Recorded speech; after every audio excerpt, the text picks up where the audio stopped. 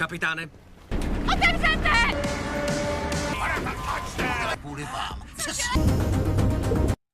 Welcome back rockets. आज हम लेकर आए हैं एक नई सीरीज जिसका नाम है याकामोज S245। तो चलिए इसका पहला पार्ट देखते हैं। इस पार्ट की शुरुआत एक मिलिट्री रिसर्च सेंटर में होती है। एक लेफ्टिनेंट मिलिट्री सैटेलाइट्स का इंस्पेक्शन कर रही होती है। तभी कुछ बड़े एबनॉर्मल वेव्स पृथ्वी की ओर आ रहे होते हैं जो अपने रास्ते की सभी सैटेलाइट्स को तबाह कर देते हैं। लेफ्टिनेंट को विश्वास ही नहीं होता कि ये हो क्या रहा है और वो अपने कैप्टन को इन्फॉर्म करती है, लेकिन कैप्टन कहता है कि अगले 24 घंटों के लिए तुम जो कुछ भी देखोगे उसे अनदेखा कर देना। अब लेफ्टिनेंट को शक होने लगता है और उसे लगता है कि वेव्स धरती के लिए बहुत खतरा बनने वाली है। फिर अरमान नाम के एक स्कूबा डाइविंग इंस्ट्रक्टर को दिखाते हैं जो एक सबमरीन इंजीनियर भी है। वो टर्की की किसी कोस्ट में एक सिंपल सी लाइफ जी रहा होता है। एक सुबह उससे मिलने उसकी एक्स गर्लफ्रेंड विक्टोरिया आती है। विक्टोरिया एक मरीन बायोलॉजिस्ट है जो इंसलिक एयरबेस की गहराइयों में सबमरीन डाइविंग करने जा रही है। वो 5 लोगों की एक टीम के साथ जा रही होती है और उसने अपने लिए स्पॉन्सर भी ढूंढ लिया है, लेकिन उसे एक सबमरीन और एक टीम की जरूरत है। जब अरमान को पता चलता है कि उसके पापा ही इस ट्रिप के स्पॉन्सर हैं, तो वो विक्टोरिया के साथ जाने से इनकार कर देता है। दरअसल अरमान अपने पापा से बहुत नफरत करता है। अगले दिन अरमान इस बारे में दोबारा सोचता है और डिसाइड करता है कि वो इस एक्सपीडिशन में जरूर जाएगा। जब वो विक्टोरिया को बताने जाता है तो वहाँ विक्टोरिया का फियांसी फ्रेडी होता है। वो भी इनके साथ जाने वाला है, लेकिन वो शिप में ही रहकर टेक्निकल बातों का ध्यान रखेगा। अरमान को उसके साथ बड़ा अजीब लगता है, लेकिन वो कुछ कह भी नहीं पाता। वहाँ लेफ्टिनेंट उन वेव्स को लेकर बड़ी परेशान होती है कि न जाने ये क्या करने वाली है, और फिर वो अपनी माँ को फोन करके बताती है कि कल सुबह सूरज निकलने पर कुछ बुरा होगा, इसीलिए आप सब किसी अंडरग्राउंड में जाकर सेफ रहना। तभी वहाँ पर 2 सोल्जर आते हैं, लेकिन लेफ्टिनेंट किसी तरह बचकर अपनी कार में वहाँ से निकल जाती है। अगले सीन में दिखाते हैं कि विक्टोरिया का सबमरीन प्रोजेक्ट शुरू हो गया है। उसकी टीम में है फ्लेक्स जो एक फॉरनर है, फिर अरमान का बेस्ट फ्रेंड बेंसन और एक कॉलेज स्टूडेंट जिसका नाम है राइना।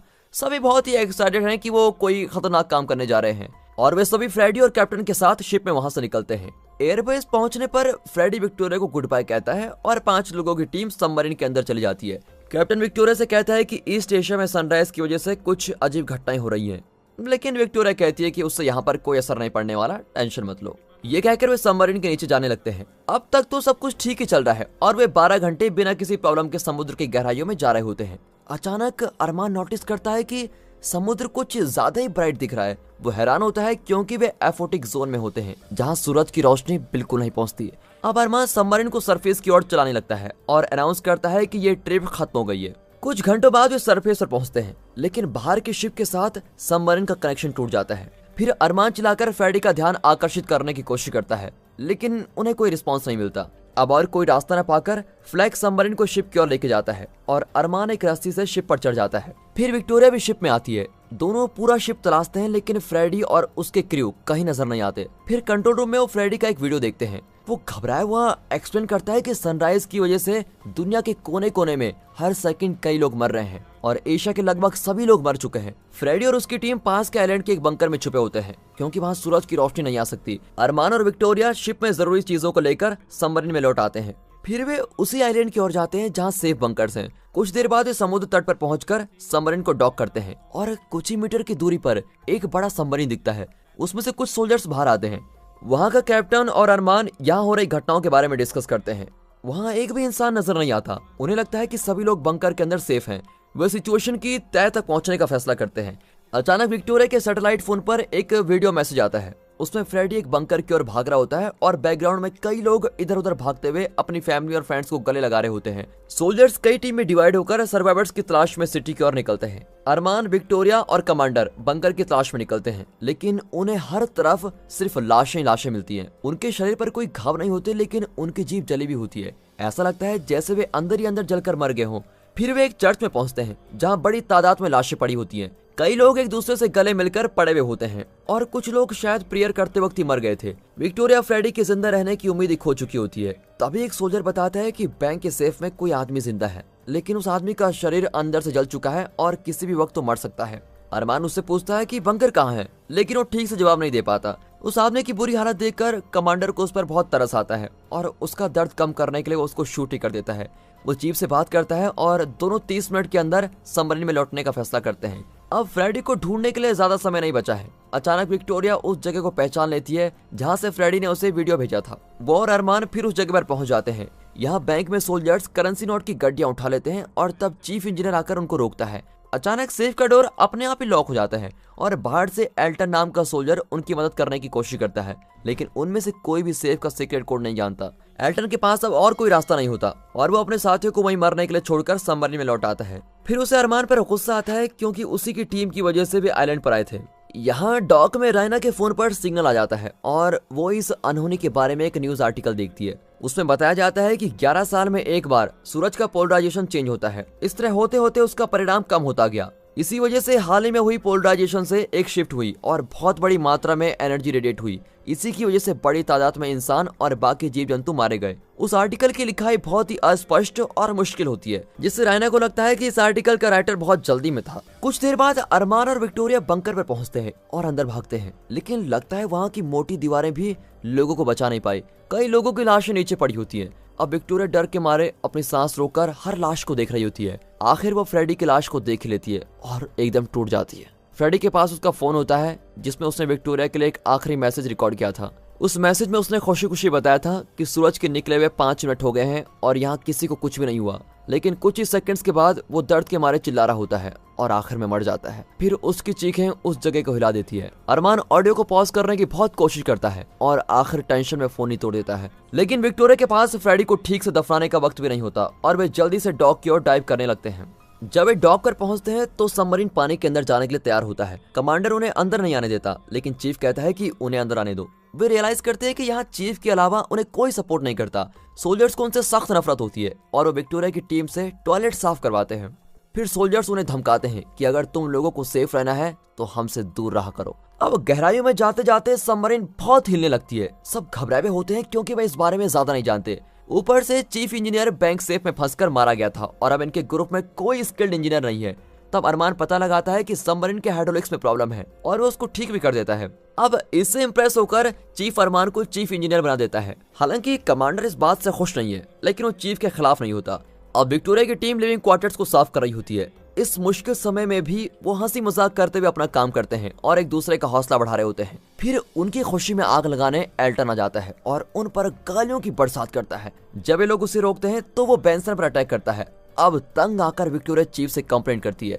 चीफ प्रॉमिस करता है कि मैं एल्टन को समझाऊंगा, तुम्हारी टीम की सेफ्टी मेरी जिम्मेदारी है। अब लिविंग क्वार्टर्स में एल्टन अपने साथियों के साथ छुपकर शराब पी रहा होता है। उनके कुछ कैरेंट फूड आइटम्स गायब होते हैं। एल्टन को लगता है कि विक्टोरिया ने उनको चुराया होगा, इसलिए वो नशे में विक्टोरिया को डांटने लगता है। तब ऑपरेशन ऑफिसर ओलिविया, जो चीफ की बेटी है, वो एल्टन को रोकती है, लेकिन एल्टन चुप नहीं रहता और सभी सोल्जर्स को अरमान और उसकी टीम के खिलाफ भड़काता है। वो जिद करता है कि अरमान की टीम को सबमरीन से बाहर फेंक देना चाहिए। फिर चीफ उसे डांटता है कि लिविंग क्वार्टर्स में शराब और कैरेंट फूड मना है, फिर भी तुम रूल्स के अगेंस्ट ये सब कुछ क्वार्टर में लेके आए। सबसे पहले तो तुम्हें बाहर फेंकना पड़ेगा। इस पर एल्टन जरा चुप हो जाता है। तब अरमान आकर सिचुएशन को काबू में लेता है और बताता है कि इन हालात में हमें जिंदा रहने के लिए एक दूसरे की जरूरत है। शायद हम आखिरी ह्यूमंस हैं जो इस धरती पर जिंदा हैं, इसलिए हमें मिलजुल कर रहना होगा। अब उसकी सुलझी हुई बात सुनकर कमांडर को उस पर और उसकी टीम पर विश्वास होने लगता है। फ्लेक्स देखता है कि लिविंग क्वार्टर्स में एक सोल्जर बहुत केयरलेस ढंग से हैंड ग्रेनेड लेके जा रहा है। अब फ्लेक्स घबराकर सबको इन्फॉर्म करता है। इस पर चीफ और दूसरे लोग लिविंग क्वार्टर्स की ओर भागते हैं। वो सोल्जर ग्रेनेड हाथ में लेकर स्माइल करता है। दरअसल इस नेचुरल डिजास्टर में उसकी पूरी फैमिली मर चुकी है और इस वजह से वो बहुत ही स्ट्रेस में होता है और ठीक ढंग से सोच भी नहीं पाता। उसे लगता है कि सबमरीन के सभी लोगों को मर जाना चाहिए ताकि वे स्वर्ग में अपनी अपनी फैमिली के साथ खुश रह सकें। फिर चीफ उसे समझाता है, लेकिन वो समझने की हालत में नहीं होता। आखिर चीफ के पास दूसरों को बचाने के सिवा और कोई रास्ता नहीं होता और वो सोल्जर के साथ कमरे में जाकर लॉक कर देता है। ग्रेनेड फटता है और इस वजह से सोल्जर और चीफ दोनों मर जाते हैं। अब कुछ देर बाद सोल्जर्स एक्सप्लोजन से हुए धमाके को ठीक करते हैं, लेकिन लाख कोशिश के बाद भी वाटर प्रेशर की वजह से कंट्रोल रूम के फ्लोर का होल बंद नहीं होता। इसे बाहर से ही बंद किया जा सकता है। ओलिविया अरमान की मदद करने को तैयार हो जाती है, हालांकि वह अभी भी अपने पिता की मौत के सदमे से बाहर नहीं आई है। फिर वो दोनों स्विम करके डैमेज स्पॉट पर पहुंचते हैं। अरमान होल पर वेल्डिंग करता है और ओलिविया फ्लैशलाइट दिखाती है। तभी एक बड़ी फिश ओलिविया को अटैक कर देती है और उसका नेकलेस जो उसके पापा ने उसे गिफ्ट किया था वो गिर जाता है। वो नेकलेस को ढूंढने जाती है, लेकिन सबमरीन को मिस कर देती है। अब अरमान उसको ढूंढने जाता है और अब दोनों ही सबमरीन खो चुके हैं। तब सबमरीन का इलेक्ट्रिक सिस्टम ठीक हो जाता है और उसके लाइट्स को फॉलो करके वे सबमरीन तक पहुंच जाते हैं। अरमान ओलिविया से कहता है कि बाहर जो कुछ हुआ उसके बारे में किसी को मत बताना, वरना सबसे डांट पड़ेगी। अब सब खुश होते हैं कि दोनों ठीक हैं और अब होल भी बंद हो गया है। सबमरीन के अंदर पानी का लेवल भी कम हो जाता है। फिर अगली रात वे फूड आइटम्स वगैरह रिफिल करने और सूरज के बारे में पता लगाने के लिए आर्मी बेस पहुंचते हैं। बेंसन को कोई टास्क नहीं दिया गया है, इसलिए वो हिल टॉप पर चढ़कर सिटी का व्यू देखता है। पूरी सिटी जलकर राख हो गई होती है। वो अपनी फैमिली के बिना खुद को अधूरा महसूस करता है और उसके जीने की चाह धीरे धीरे खत्म हो रही होती है। फिर कमांडर और दूसरे सोल्जर्स इमरजेंसी रूम में अपने साथियों को मरा हुआ पाते हैं। लगता है मरने से पहले वे बचने का कोई प्लान बना रहे थे। वे उन सोल्जर्स को पूरी इज्जत के साथ दफनाते हैं और वहाँ के फूड आइटम्स और बाकी सप्लाईज ले लेते हैं। अब अरमान रियलाइज करता है कि फूड आइटम्स अपना टेस्ट खो चुके हैं और शायद सूरज की तेज रोशनी से उनके अंदर का सारा न्यूट्रिएंट्स खत्म हो गया है। तभी एक आवाज आती है और वे उसको फॉलो करते हैं। दूसरी ओर विक्टोरिया और Benson army base health centre में मेडिसिन और विटामिन की तलाश कर रहे होते हैं। फिर बेंसन एक दवा उठाकर खा लेता है और उसको नशा हो जाता है।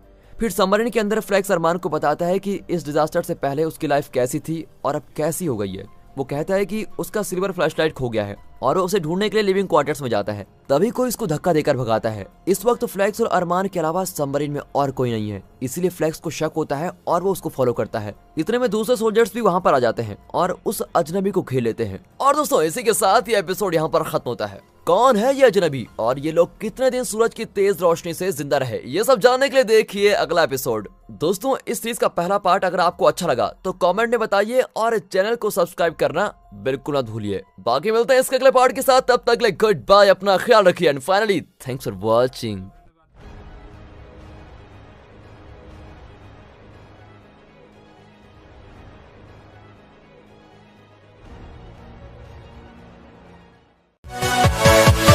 Yeah.